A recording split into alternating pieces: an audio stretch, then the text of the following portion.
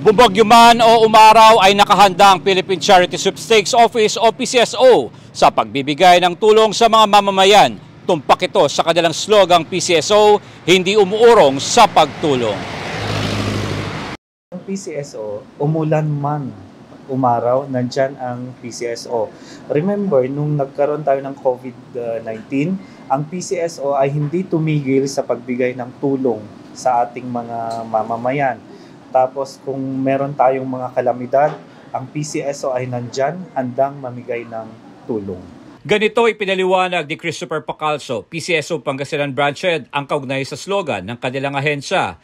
Flagship program anya ng PCSO ang Medical Access Program para sa tulong ng mga pasyente kabilang ang confinement, dialysis, chemotherapy at laboratories.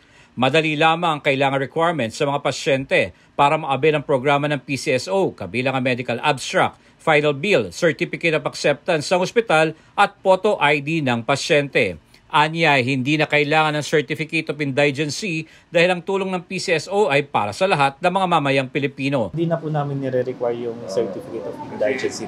Open to all po siya, so lahat po ng pumupunta sa aming tanggapan para humingi ng tulong ay nabibigyan namin ng tulong. Ipinalawanag naman ni Pacalso kung anong tulong ang maibibigay ng PCSO sa mga pasyente. Ang tulong na binibigay namin sa pasyente ay through the issuance of guarantee letters.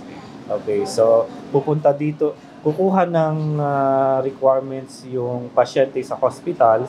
Pag kumpleto na, dadalhin dito sa aming tanggapan at pag kumpleto yon, i-assess po na aming social worker. Pag kumpleto po yon, mag-i-issue po kami ng guarantee letter the same day. Anya, ang guarantee letter ay dadalhin ng pasyente sa ospital bilang pambayad at ang halaga ng pera na nakasulat sa guarantee letter ay ang halaga na babayaran ng PCSO sa ospital na nasabing pasyente.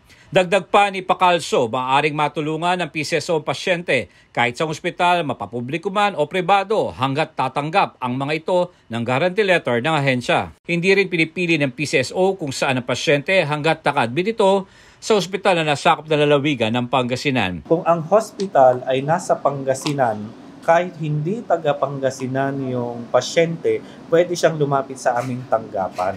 Basta yung hospital ay nasa area of coverage ng Pangasinan, dito po siya pupunta. Mabilis ang proseso ng paghingi ng tulong sa PCSO. Basta't kompleto ang mga requirements ay agad-agad, sa araw ding iyon ay mabibigyan ng guarantee letter ang pasyente.